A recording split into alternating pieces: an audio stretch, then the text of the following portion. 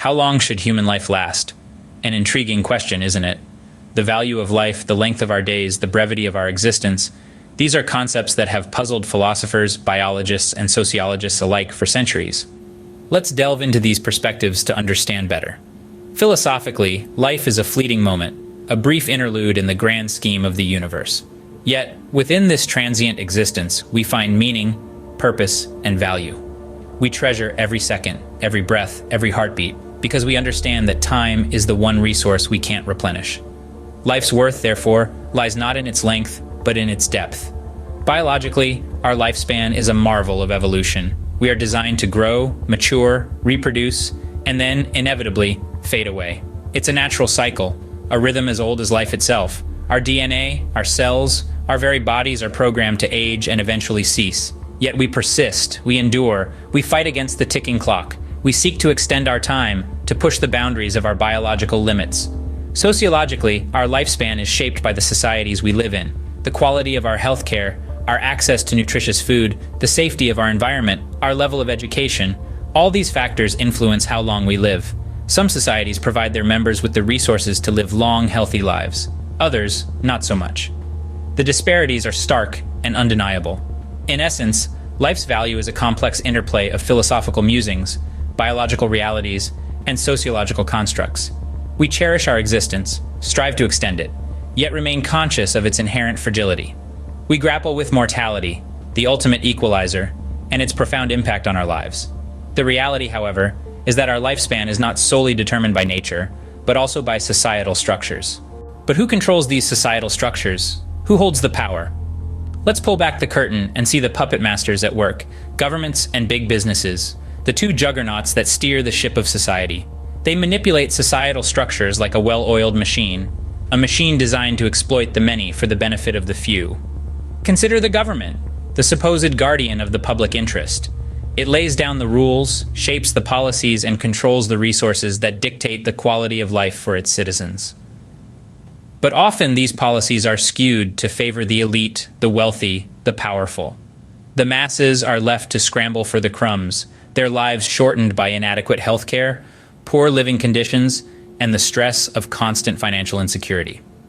Now let's turn our gaze to big businesses. They're not just profit-making entities, but powerhouses that influence everything from the food we eat to the air we breathe. They cut corners, exploit resources, and manipulate markets, all in the name of profit. The fallout? Think about the worker in a sweatshop, toiling away for a pittance, their life diminished with every passing day. Or consider the communities living near factories, their health compromised by industrial pollution. And let's not forget the insidious ways in which these entities deceive us. They sell us the dream of material prosperity, of endless consumption, making us believe that this is the pathway to happiness and longevity. They use sophisticated marketing tactics and psychological manipulation to keep us hooked, to keep us running on the treadmill of consumerism, even as it chips away at our health and our lifespan. In essence, the government and big businesses are the engineers of the exploitation machine, a system that siphons off the life force of the many to fuel the prosperity of the few. They hold the power to shape our lives, to determine how long we live, and under what conditions. So, the power to influence our lifespan rests not just with nature, but also with those who control the societal machine. Are we really free, or are we just pawns in a much larger game? It's a question that may seem outlandish, yet it's an inquiry that is crucial to our understanding of our place in society. Let's delve into this illusion of freedom that is so meticulously weaved by governments and big businesses. You see, these entities are masters of manipulation, and they have a vested interest in maintaining the status quo. They create narratives that make us believe we are the authors of our own stories, but in reality, they are the ones pulling the strings. Consider this. We are made to believe that we live in democratic societies where our votes count, our voices matter. Yet, decisions that deeply impact our lives are often made behind closed doors by individuals who are far removed from the realities we face. Big businesses, too, play their part in this grand illusion. They sell us the dream of consumer choice, making us believe that we have the power to shape the market. But how free are these choices really, when the market is dominated by a handful of corporations? And then there's the illusion of meritocracy. We're told that if we work hard enough, if we're smart enough, we can rise to the top. But the truth is, the deck is often stacked against us from the start. Social mobility has become an exception, not the rule. It's not all doom and gloom, though. Recognizing these illusions is the first step towards dismantling them. It's about raising our collective consciousness, about demanding transparency and accountability from those in power. But remember, this isn't just about political or economic freedom. It's about the freedom to live our lives on our own terms, to decide how long we want to live, without external entities dictating the terms. We are not as free as we think, and our lifespan is just another aspect they control. What about those who live in poverty? How does this exploitation affect them? This is a question that bears a heavy load, a question that unveils the grim reality of inequality. Let's delve into the lives of those who bear the brunt of this exploitation. Those living in poverty are not just numbers on a chart or statistics on a report. They are people with dreams, hopes, and aspirations just like you and me. However, their reality is tainted by the harshness of their circumstances. Their lives are not defined by the number of years they live, but by the struggle they endure each day. They are exploited at a level that's almost unimaginable.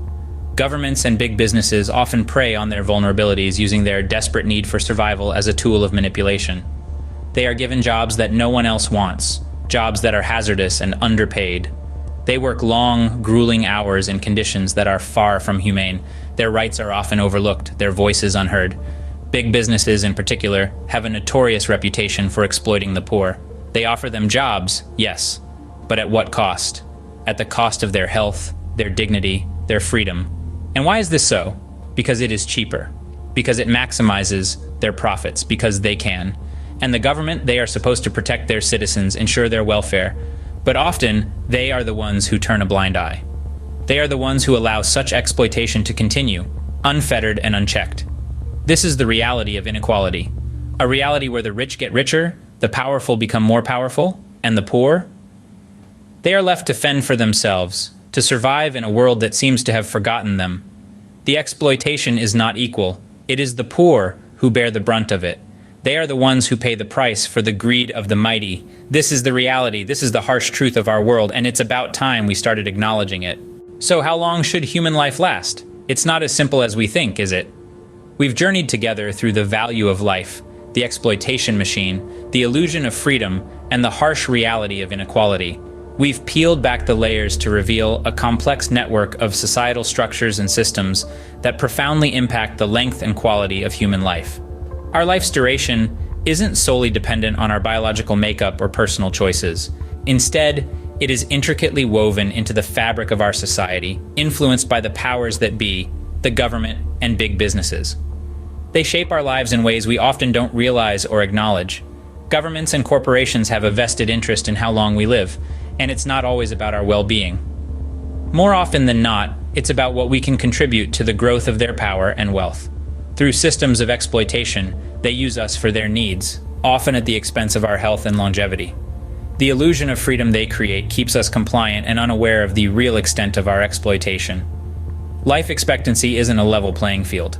It's skewed by inequality, with those in poorer countries often having shorter lifespans due to limited access to healthcare, nutritious food, clean water, and safe living conditions. In reality, how long should human life last? It's a question that doesn't have a one-size-fits-all answer. It's a question that demands a deeper understanding of the societal constructs that shape our lives. It's a question that calls for a critical examination of the systems that determine our lifespan. In conclusion, our lifespan is more than just a biological fact. It's a sociological construct that is shaped by the forces of power, wealth, and inequality. Our lifespan is not just a biological fact, but a sociological construct, and it's high time we started questioning it.